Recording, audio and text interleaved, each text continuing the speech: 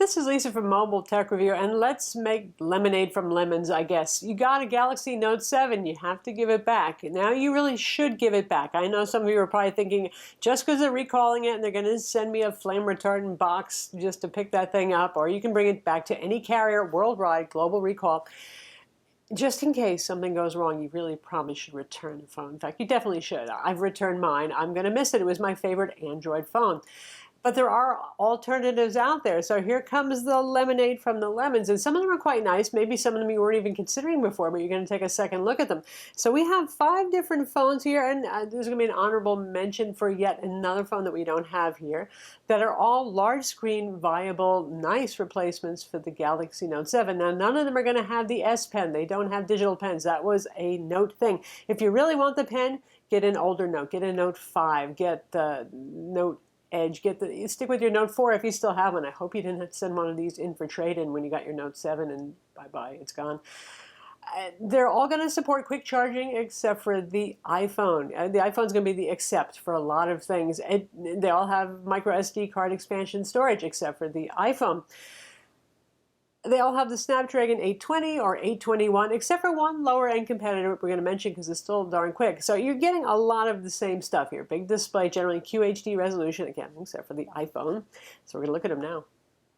The first and most obvious alternative, if you're still okay with Samsung. Some of you may have Samsung brand trust issues now, but let me just say, defective batteries happen to everybody, and we don't know yet if it was a design flaw with the Note 7, all that sort of thing, but the Galaxy S7 Edge has been out for some time. It has not set fire to people in droves. It has not destroyed houses, smoked anybody to death. It seems to be a quite safe phone. It's a very nice phone. In fact, some of you Galaxy Note 7 naysayers said that the Note was simply a Galaxy S7 Edge with a pen. That's not exactly true in terms of ergonomic design. This one's a little bit more annoying because it's easier to accidentally activate the screen by pressing the edges, and the Note added a symmetrical design. We have a smackdown between these two, so you can figure these things out. But in terms of hardware, except for the S Pen, you're getting the identical phone here. Same processor, same storage. You got your micro SD card slot. You got the same 4G LTE technology inside, QHD Super AMOLED display. No pen, slightly larger battery though. And of course you get the wireless charging and all those things. So if you're still cool with Samsung, this would be the closest and most obvious replacement. It's a 5.5-inch display rather than 5.7 inches. As are most of these phones here, so that's not that big a difference in screen size. So there you go. If you want to stick with Samsung and keep it as close as possible to your existing experience, this would be the choice. Next up, the lovely iPhone 7 Plus for those of you who are okay with either iOS or Android. Some people out there just want the highest end phone they can get from the big name company that they trust. No jokes about trusting Samsung anymore here. We'll give them a pass on that. And the iPhone, obviously this would be the best iPhone that you can get from Apple currently. It's a different phone from the Android phones. You don't get things like quick charging, which might actually be a plus right now as we're worrying about getting our batteries very hot and shortening overall battery life by using technologies like quick charge. So there you have it. My pro tip is you can use the iPad Pro charger on this and charge it more quickly too.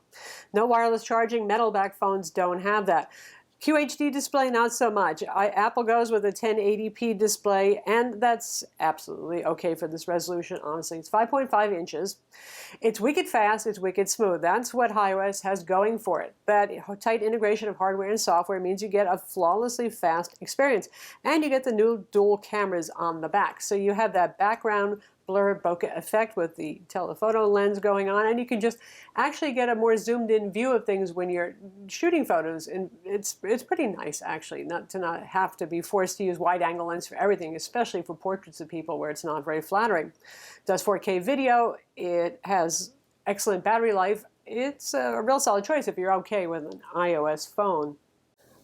Lightning connector on the bottom only. That's been much the brouhaha. You do get Lightning earbuds in the box and a Lightning to 3.5mm adapter for wired headphones, so not the end of the world. You can still use the same headphones that you use with your Galaxy phone. Camera on this also very good, neck and neck with the Galaxy S7 family.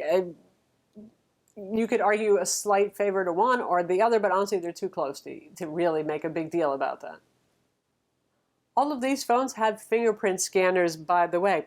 Now we have the upcoming LG V20. Should be out at the end of this month. 5.7-inch QHD display. So in that way, it matches the Galaxy Note 7. It's an IPS display. And I'm okay with IPS displays, but LG continues to use, it's not the greatest IPS display on here. It's not super duper bright, for example. It's not quite as vivid. It's not hideous or anything like that. Of course, this is going to be LG's flagship, but yeah, that's worth noting. If you're really in love with Super AMOLED displays, then this is not going to come close.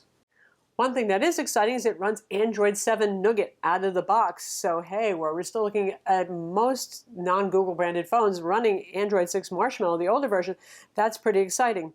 The UI overlay is on the heavy side, but if you're already okay with Samsung TouchWiz, to be honest, LG sort of copies TouchWiz anyway. It's probably going to be moot for you. In terms of the UI customizations. This is not for somebody who wants Android purity, neither is the Galaxy S7 and Note 7.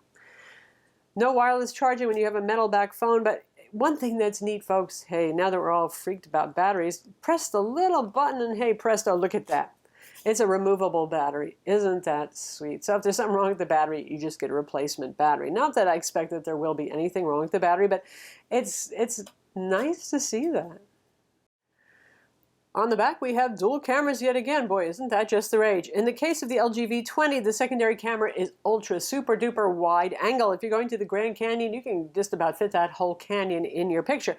There are uses for that. I would personally prefer a telephoto lens, as I've said before, but that's pretty nifty. And it's pretty much the same camera system as you get on the LG G5. It's a very good camera. It's not quite as good as the Note 7 cameras.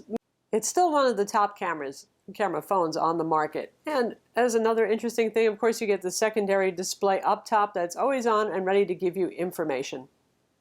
The fingerprint scanner on this guy is on the back. I leave it up to you as to whether you like that or find it annoying. It does mean that you have to actually pick it up to unlock it, which I find kind of a little bit off-putting. Next up is a trio of Moto Z Family phones. Now, this depends on where you are in the world and all that sort of thing, but the Moto Z Force is the highest end model, and it really goes up against the Galaxy Note 7 minus the pen feature. It is exclusive to Verizon Wireless in the United States. They also have the regular Moto Z, which is thinner, doesn't have quite as good a camera, but otherwise is fairly similar internally. And lastly, we have the Moto Z Play here, which will be available worldwide as an unlocked GSM phone and also sold through Verizon in the United States. So Moto Z Play doesn't have the high-end specs. It has a Snapdragon 625 CPU instead, a 16 megapixel camera. It's not a bad camera on this actually, but the thing is it feels so darn fast and responsive that even if you would normally say I want the fastest, most flagshipy thing, this $408 phone actually is pretty darn good. It has a 1080p display though, instead of the QHD display that you're going to find on the higher and Moto Z Force and even the Moto Z on Verizon. Also, long battery life if you go for the Moto Z Force, big battery inside. Same thing for the Play edition. The regular Moto Z is the skinniest and it doesn't have quite as big a battery. You get your AMOLED display, so if you're in love with AMOLED displays, well, you're good with that. You get a nice 21 megapixel camera on the Moto Z Force, again, if you're on Verizon and it's available to you, and the usual Snapdragon 820 CPU. So, and then, again, that modular design, so you can flip on different backs. This right here is just comes right off. It's pretty neat. You can put on a camera, a wireless charging back, an extended battery pack, and it's a gorgeous looking design, even right down to the cheapest Play edition model. It gets the same design language, same materials. It's pretty high-end looking. Next up is a phone that we don't have here to show you yet. We will be reviewing it. It is not out yet. It will be by October 20th or so, and that is the Google Pixel XL, the bigger of the new Google Pixel phones that replace the Nexus family of phones. And these are flagship phones at really high prices. You're looking at the upper 700s for the Pixel XL, which, if you're already shelling out for the Note 7, well, you're already okay with that kind of price, I imagine.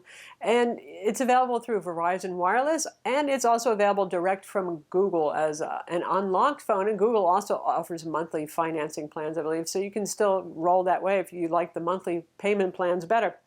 And the demise of the Note 7 might just be what Google needed to bolster interest and sales in the new Pixel line, given the fact that they are expensive. They won't be on every carrier shelf like the Note 7 was. It too has a big battery, supports fast charging, not wireless charging. It looks to have a very good camera too, pretty impressive from what I've seen so far. And of course, for those of you who like clean Android, it's got Android Nougat 7.1. It's going to be the first with the Android Assistant built in, improved level of voice interaction, essentially sort of like the Google Home effort, only inside the phone.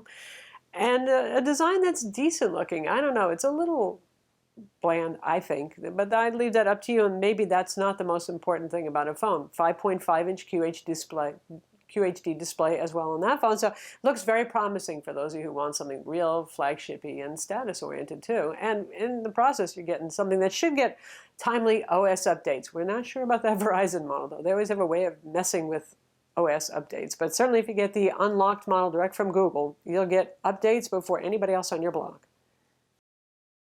And an honorable mention goes to the OnePlus 3. You know what? They never actually got us a review loaner. What's wrong with them? I don't know. But again, it's a reasonably priced phone, and it's not that super duper flagshipy as the Note 7, but it's still a pretty solid phone for the price with fairly high-end specs and good performance too. So another one to consider for those of you who are into unlocked GSM phones as an alternative to carrier phones.